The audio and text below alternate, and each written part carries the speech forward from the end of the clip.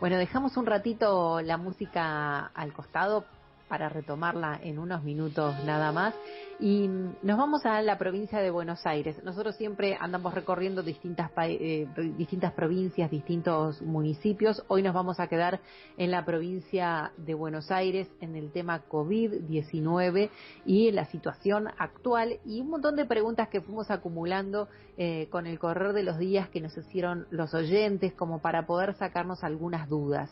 En este caso vamos a hablar directamente con gente que pertenece al gobierno de la provincia de Buenos Aires, al área de salud. Está en línea Leticia Seriani. Ella es subsecretaria de Gestión de la Información, Educación Permanente y Fiscalización del Ministerio de Salud de la provincia de Buenos Aires. Leticia Seriani, muy buenas tardes. Santiago Pondesica está en línea. Mi nombre es Gisela Larsen. ¿Cómo estás? Hola, ¿qué tal? Buenas tardes, ¿cómo están? ¿Qué tal? Bien, muy Leticia, bien. ¿cómo estás? Bueno, vamos a empezar por el principio. Leticia, te quiero preguntar antes que nada, ¿cómo es la situación hoy, cómo es la fotografía hoy en la provincia de Buenos Aires respecto del COVID? Bueno, venimos ya desde hace un poco más de un mes con una curva que se ha aplanado, digamos, con un número de casos que está estable, que sigue estando estable con un número relativamente alto de casos. Y con una diferencia por ahí respecto a lo que pasaba en un comienzo de la pandemia, que tiene que ver con que han aumentado los casos en los municipios del interior de la provincia y empiezan a estabilizarse o tienen cierta tendencia a la baja los casos en el AMPA, ¿no? Cuando la pandemia comenzó, un 5% de los casos de la provincia correspondían a municipios fuera del AMBA y hoy ese porcentaje es arriba del 25%. Esto da cuenta de una situación diferente que sabíamos que iba a ocurrir, digamos que era esperable y que de hecho lo habíamos mencionado en más de una oportunidad, esto de que el virus circula y que no nos iba a quedar restringido a la zona del AMBA, y que se condice con lo que estamos viendo en algunos municipios que tienen situaciones de brotes, que están teniendo muchos casos, sobre todo municipios grandes, como puede ser General Pueyrredón, Bahía Blanca, Tandil. Hoy hiciste unas declaraciones que te alertaba mucho los contagios en Mar del Plata, ¿no? Y en General Pueyrredón. Sí, en realidad la situación de General Pueyrredón es particular porque es un municipio que no está en el AMBA, pero que se está comportando ya hace un tiempo largo como si fuera un municipio del AMBA en términos epidemiológicos. Digo, estuvo varios días en el podio, digamos, de los municipios con más casos diarios, incluso ocupando el primer lugar, digamos. Hemos tenido 3 o 4 días en el que el municipio que más casos registró fue General Pueyrredón, y cuando no fue el primer lugar, estaba en el segundo o tercer lugar. Ya desde hace un tiempo, con una situación que a pesar del retroceso a fase 3, no logra circulación y tiene una gran circulación de personas, y eso hace que no se pueda controlar fácilmente el brote y los casos siguen creciendo todos los días. ¿Y eso te preocupa porque es la zona costera, digamos, la que se está por abrir, cierro comillas, para el turismo? No, a ver, sí, por supuesto preocupa en términos de pensar de un horizonte de temporada de verano, pero sobre todo preocupa como preocupa cualquier municipio que tiene un brote de esa magnitud, digamos, no es porque particularmente sea un municipio turístico. De hecho, si hoy fueran las vacaciones, la verdad es que sería un municipio que no estaría en condiciones de recibir una gran cantidad de turistas, justamente por esta situación que estábamos mencionando. Claro. Y porque de aquí a esa temporada de verano va a ser necesario que logren reducir los casos para que efectivamente pueda tenerse una temporada que de todas maneras no va a ser igual a otras temporadas de verano que hemos tenido otros años. Aparte, allí los servicios de salud todavía están medio en falta, digamos así, ¿no? En el caso particular de Mar del Plata está entre un 50 y un 60% la ocupación.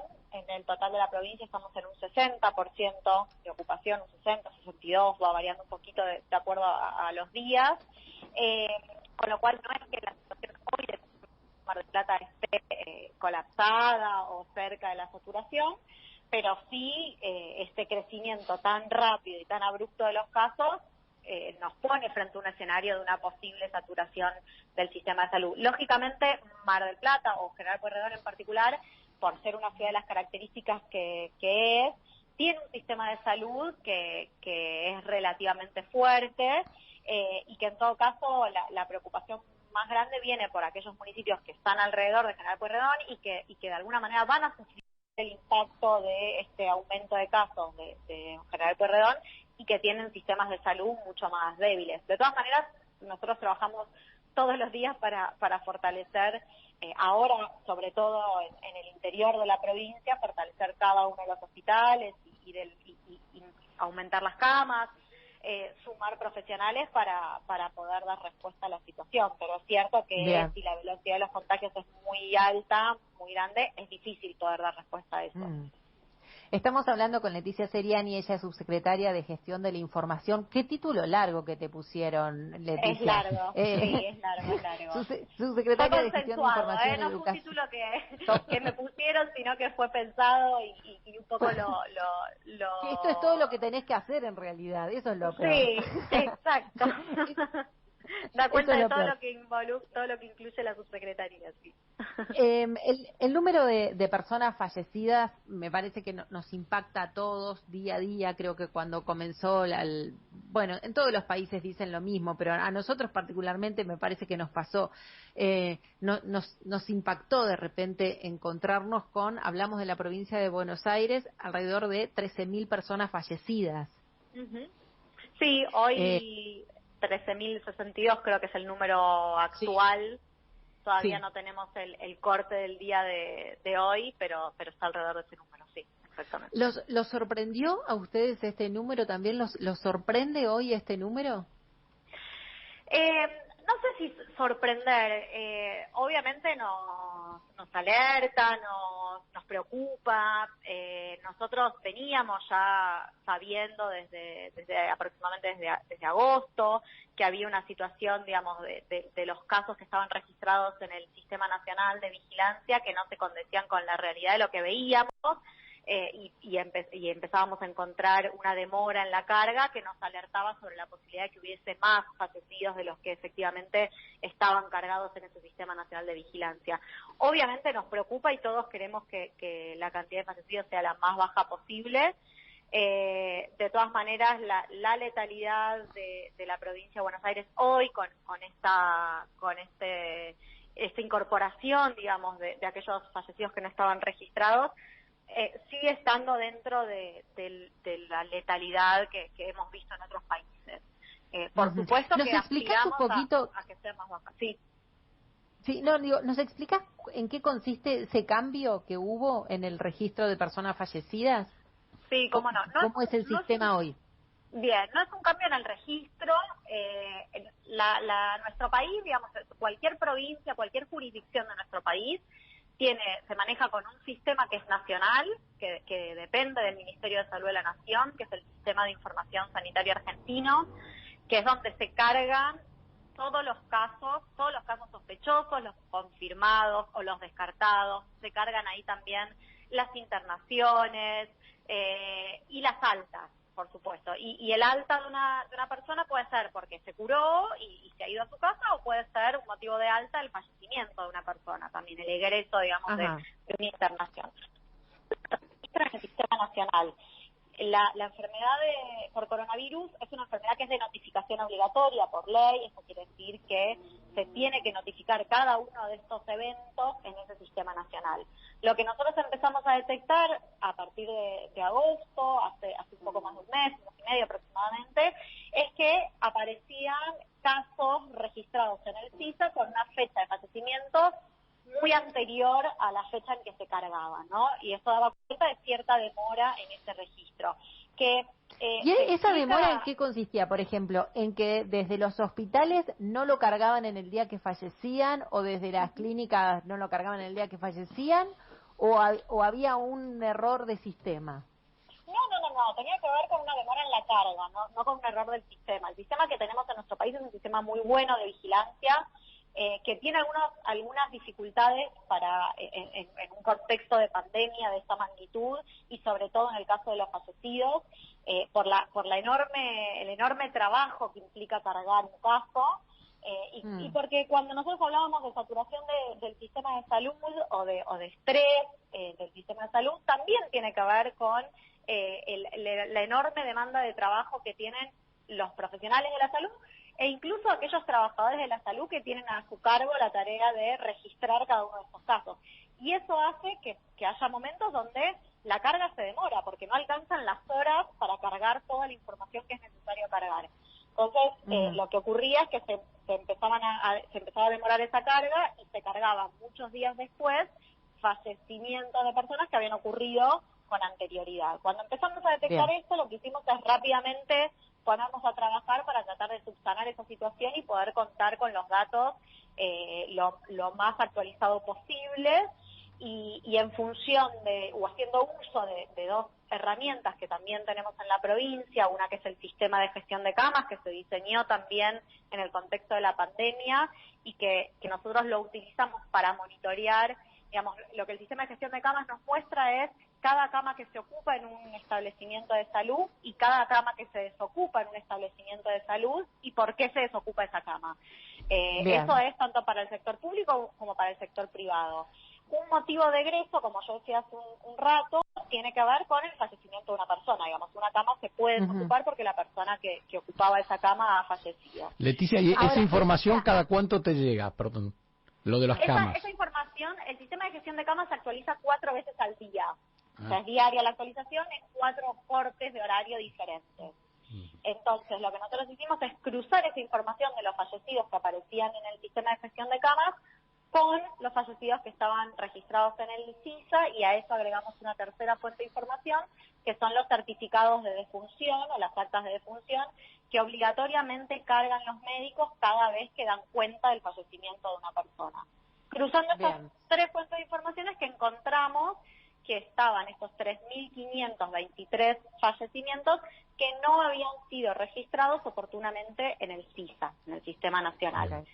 Y lo que se hizo por es ejemplo, cargarlo. Hay ciudades, ay, perdóname, no, te iba a decir que hay ciudades que, por ejemplo, en el caso de la ciudad de La Plata, que dice que van 4 días que no tienen carga de sus fallecidos.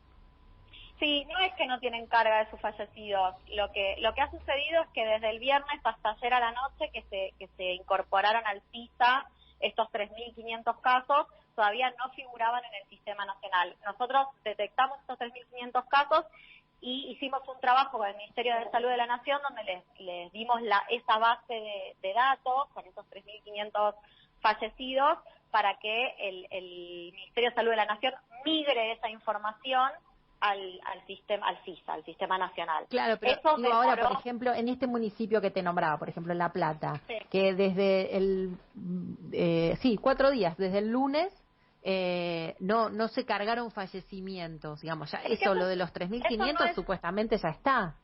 No, es que eso no es así. Primero que los fallecimientos no los cargamos nosotros, no los carga el Ministerio de Salud de la provincia, los carga cada uno de los hospitales. Si los hospitales de La Plata no están cargando los fallecimientos, habría que ver qué está pasando con los hospitales de La Plata. No es el caso de los hospitales provinciales y en ningún momento se dejó de cargar fallecidos. ¿Y pero no son provinciales los hospitales de La Plata? Por eso te pregunto, porque en esa cuestión me parece que... Y hay privados también. No, obviamente, hay privados. Lo que pasa que llama la atención, digo, que justo porque están haciendo alusión a que vienen unos cuantos días sin cargas y por eso te pregunto, justo estamos hablando. No hubo días sin carga, eso no es cierto. No hubo días sin carga en ningún lado, en ningún municipio de la provincia hubo días sin carga. Lo que sí hubo, y yo creo que por ahí hay una confusión o una tergiversación de la información, lo que sí hubo es desde el viernes hasta ayer a la noche, cuando se produjo esa migración de la información, que esos 3.500 casos no aparecían en el CISA y por lo tanto, si una jurisdicción quería saber cuántos de esos 3.500 casos correspondían a ese municipio, no lo podía ver porque se demoró esos días en verificar la base de datos y demás, y que el Ministerio de Salud de la Nación pueda cargarla. Hoy esos datos ya están cargados en el CISA y seguramente cualquier autoridad sanitaria de cualquier municipio puede ingresar al CISA y descargar la base de datos de su municipio. Pero en ningún momento se dejaron de registrar fallecidos en ningún lado. En ningún municipio. No, para nada. Para nada. Te quería preguntar por el tema de los testeos. En un momento se había decidido hacer testeos masivos, entre paréntesis, porque eran masivos en determinado lugar, ¿no? En este momento, ¿se están haciendo así testeos de manera deliberada? ¿Únicamente se está testeando a la gente que llama por síntomas? ¿Cómo lo están llevando adelante? No, testeos masivos nunca se hicieron porque no está indicado por protocolo. El testeo, digamos, hay dos, hay distintas formas, digamos, de testeo. Hay un testeo que tiene una finalidad diagnóstica y que es el hisopado, que es el único método que existe. Y ese hisopado solamente está indicado para personas que son casos sospechosos. Eso quiere decir personas que presentan síntomas de la enfermedad. Las personas asintomáticas no se hisopan por protocolo y por la cantidad de falsos negativos que ese hisopado puede producir. Entonces, el testeo se hace a las personas que son casos sospechosos. Eso se hizo siempre y se hace, digamos, y hay dos formas. Una es mediante la vigilancia pasiva, esto es esperando a que una persona que tiene síntomas se acerque, un inspector de salud, llame por teléfono al 148, digamos, pero que sea la persona quien alerta de la situación. Y otra modalidad es a través de la vigilancia activa, que tiene que ver con ir a buscar los casos, lo que habitualmente llamamos el plan detectar, ¿no? Ir casa por casa y ver si en alguna de esas casas hay un caso sospechoso y en ese caso hisoparla. Ambas modalidades se hicieron, se hacen y se seguirán haciendo en la provincia de Buenos Aires y están todas en marcha. Y después lo otro que hay, y que también lo estamos desarrollando, es un testeo, pero que no tiene fines diagnósticos, sino que tiene fines epidemiológicos, digamos, de conocer cuál es la situación epidemiológica en la provincia y cómo se ha dado la circulación viral, que son los testeos serológicos. Esos son a través de una muestra de sangre en lugar de un hisopado. Y eso lo hicimos en barrios populares, en los barrios populares donde habíamos tenido brotes y donde encontramos una seroprevalencia menor al 15%. Eso quiere decir que menos del 15% de la población había tenido contacto con el virus. Lo estamos haciendo ahora durante toda esta semana en 9 estaciones de trenes del AMBA y comenzamos a partir de la semana que viene en distintos barrios de los 3 cordones del AMBA también con estos testeos serológicos que, repito, no tienen una finalidad diagnóstica. No es para encontrar personas que están cursando ahora la enfermedad, sino más bien para saber quiénes han tenido contacto con el virus anteriormente, en el pasado. Bien. Y en la provincia de Buenos Aires, por ejemplo, una persona es hisopada, le da positivo, vamos a suponer que no tiene que hospitalizarse, ¿no? Que tiene la suerte de quedarse en su casa. El alta médica está dado después de 14 días y que esa persona se encuentre bien, o se vuelve a hisopar para saber que da negativo. No, el protocolo nacional y el protocolo de la provincia indica que un caso confirmado, si es leve, con 10 días de aislamiento obtiene el alta inmediatamente, no necesita un nuevo hisopado. Si la persona si es un caso grave, digamos, que requiere hospitalización, ahí sí se hace el hisopado para el alta, pero solamente de los casos que requieren hospitalización o de los casos graves. Los casos leves son solamente 10 días de aislamiento y el alta se da automáticamente una vez pasados esos 10 días. Te hago una pregunta desde la ignorancia absoluta, porque sé que hay muchas cosas que no se saben, pero digo, ¿hay seguridad de que esa persona sin hisoparse ya no contagie? Sí, absolutamente, porque tiene que ver con, digamos, de hecho se deja un margen de seguridad, se dejan más días de lo que se sabe que el virus permanece en el cuerpo y de lo que se sabe que una persona contagia, digamos. 10 días es una medida que incluye ese margen de seguridad para garantizar que no haya contagios. No hay ningún riesgo de que una persona después de 10 días contagie a otra. Bien. Y la última por mi parte, viste que empezás a tener conocidos, oyentes que escriben y demás, hay gente que ingresa con cuadros que quizás no son claros de COVID y nos encontramos con que van ¿viste? Al pasillo de COVID, digamos.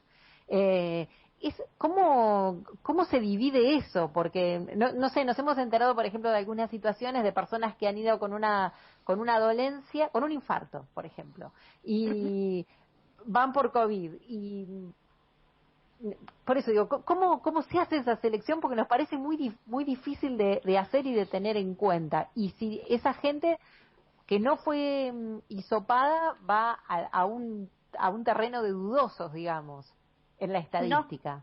No sé si termino de comprender la pregunta. A ver, sí.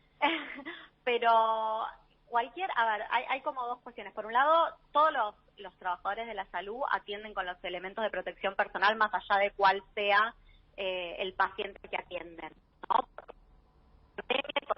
Porque muchas veces una persona puede estar cursando la enfermedad y no haber manifestado síntomas todavía. Entonces, por una cuestión de precaución, se toman todas las medidas que se toman cuando se atiende un paciente COVID.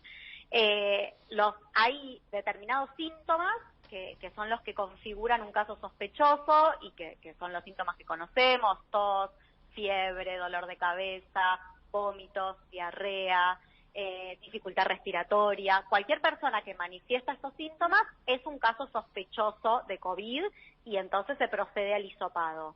Si los síntomas son otros, no se considera un caso sospechoso y por lo tanto no es necesario el hisopado y se lo atiende como se atiende a cualquier persona, como se la atendía antes de la pandemia y como se la atenderá por otra siempre. Patología. Perfecto. Exactamente. Perfecto. Leticia, gracias por estar con nosotros en esta tarde. Seguramente surgirán un montón de preguntas más después que termine esta entrevista, como siempre nos pasa con los oyentes. Así que bueno, muchísimas gracias y te molestaremos si tenemos más dudas para ir evacuando. Ningún problema, a disposición. Un abrazo. Gracias, Leticia. Bueno.